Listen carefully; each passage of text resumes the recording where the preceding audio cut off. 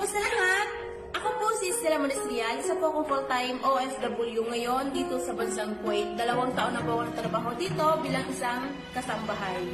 So gusto ko lang din po i-share sa inyo yung happiness ko kasi nga isa na din po ako sa nabuhayan ngayon ng pag-asa at yan, may ipon na din sa tulong po ng sistema na nakita ko. At gusto ko lang din po na i-share sa iyo, ikaw na nakikinig ngayon, kung paano ba ako natulungan.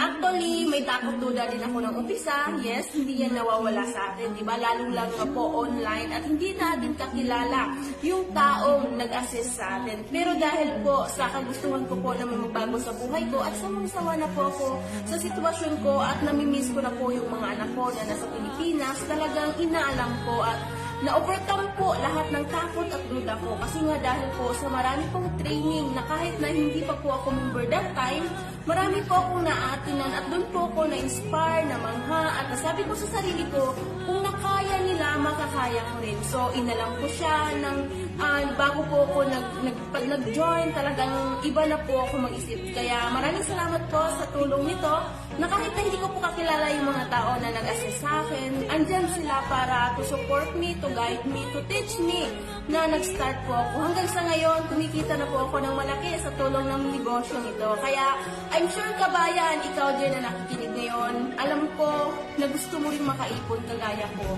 Kaya kung may nakita kang opportunity or kung ano yung nakita mo sa Facebook or baka hanggang ngayon nakikinig ka sa video ko, alamin mo ang nakita ko.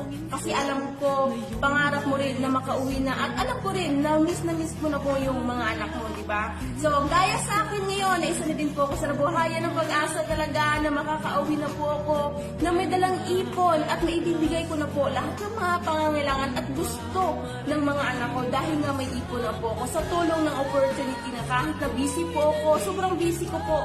Marami po akong amo, wala po akong oras, busy po ako at kahit napuyat ako, pagod ako, okay lang. Kasi nga may ginawa akong bago sa sitwasyon ko or ibang routine sa buhay ko na kahit na naglabas ako ng pera, alam ko naman kung ano ang may babalik sa akin. At yun po, di ba?